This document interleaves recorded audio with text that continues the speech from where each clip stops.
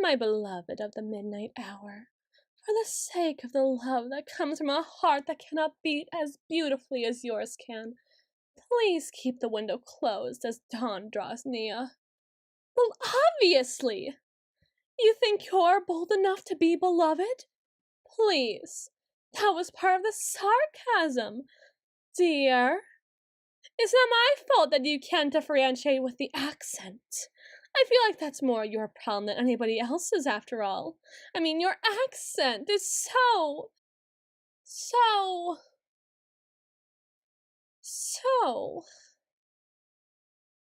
Let us not speak of the manners in which we speak at this time, dear servant of the dark.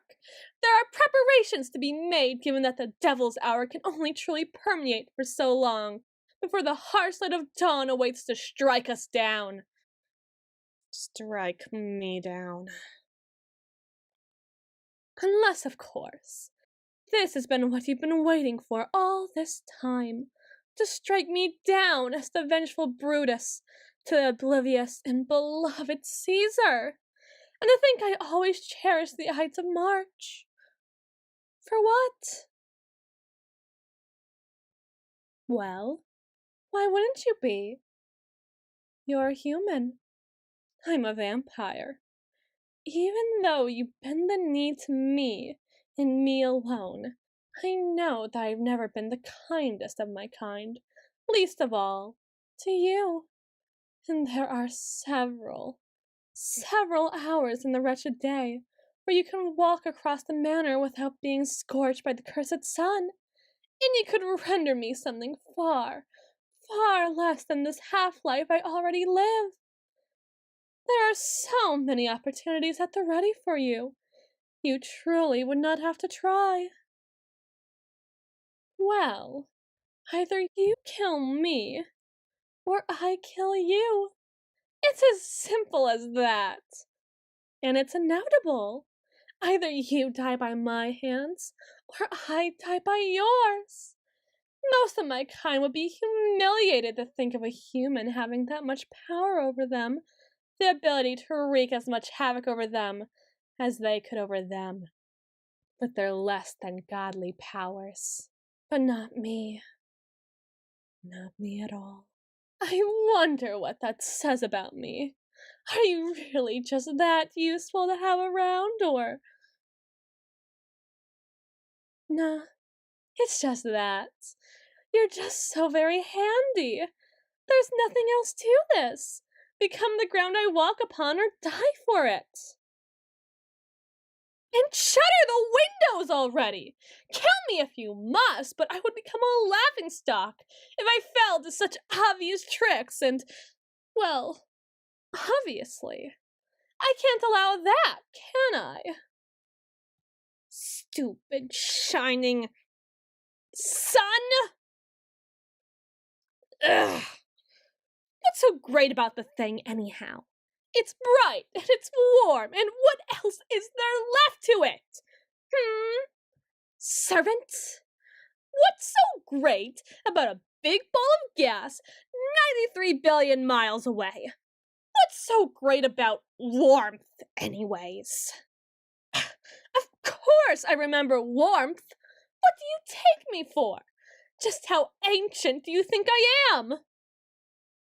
Clearly young enough to remember that most humans look upon aging with a disgust that comes from growing soft and feeble. I can leach the warmth from your skin the same way I would your blood if I truly chose to do so. I remember warmth as innate, and at times, pulsing. But that is truly all you, as a miserable worm, can provide to me.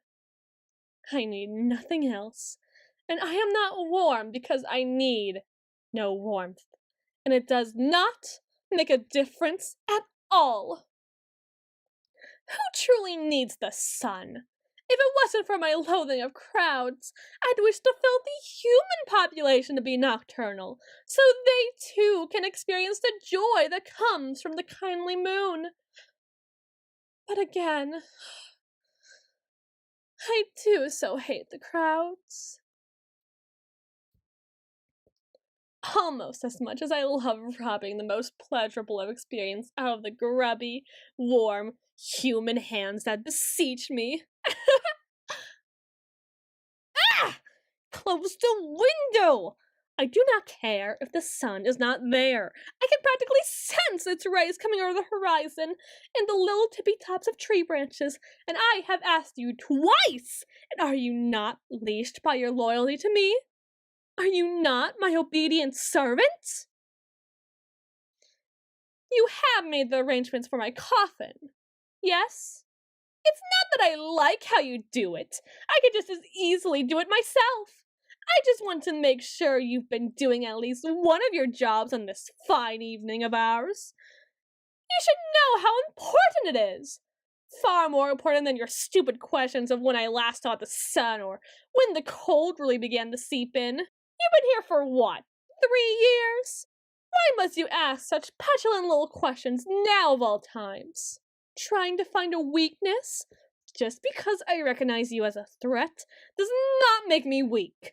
In fact, I'd argue that makes me just as strong as the council that surrounds me, if not twice more so. But I'll warn you, my weaknesses are not unique to me. In fact, if you know how to kill me, you know how to kill every other vampire. Hey!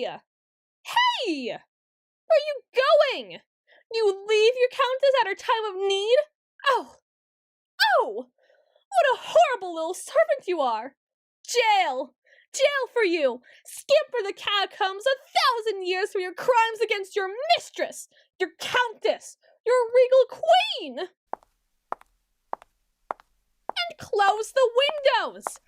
Honestly, the fact that I have to chase you around the manor like this, under circumstances like these, with the thought of dawn drawing ever nearer, is only bringing you closer and closer to juice box territory.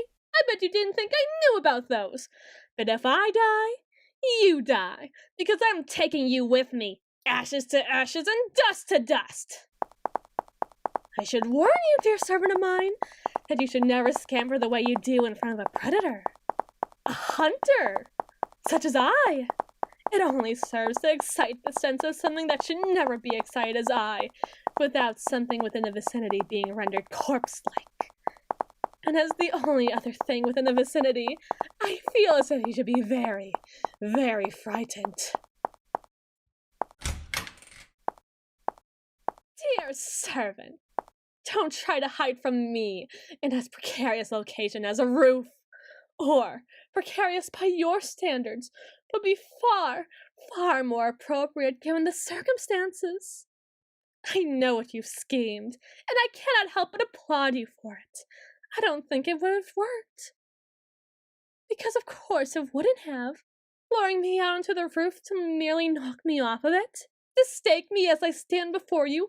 To just bide your time as you wait for the dawn sun to crest over those hills and render me the same dust I threatened that you would soon become. You're a clever rabbit. But you know what happens to every clever rabbit sooner or later.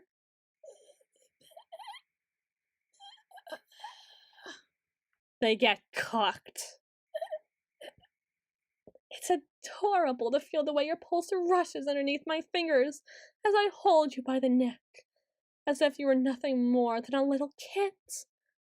But dear servant, I must ask the nature of your subterfuge, even if only as a courtesy.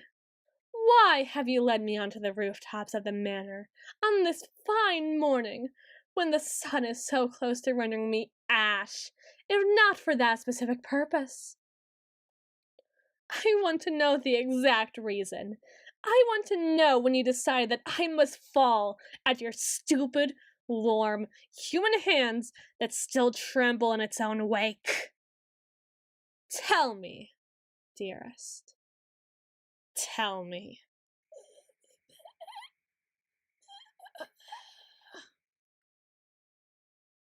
You are not trying to kill me. Well, given that's an hour or so past the devil's hour, you don't seem to be doing a very bang-up job of not killing me, so what is it?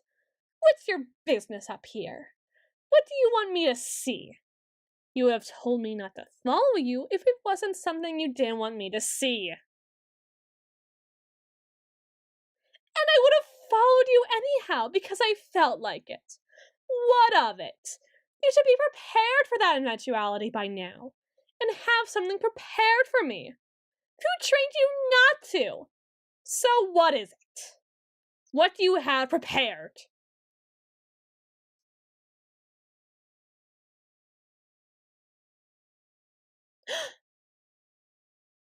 The sun is cresting over the hills.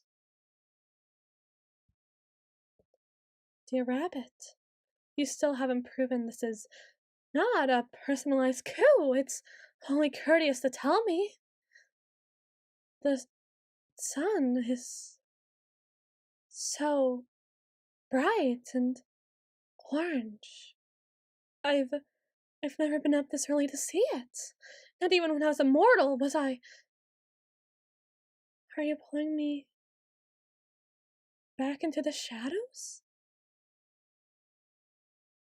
The one the chimney casts?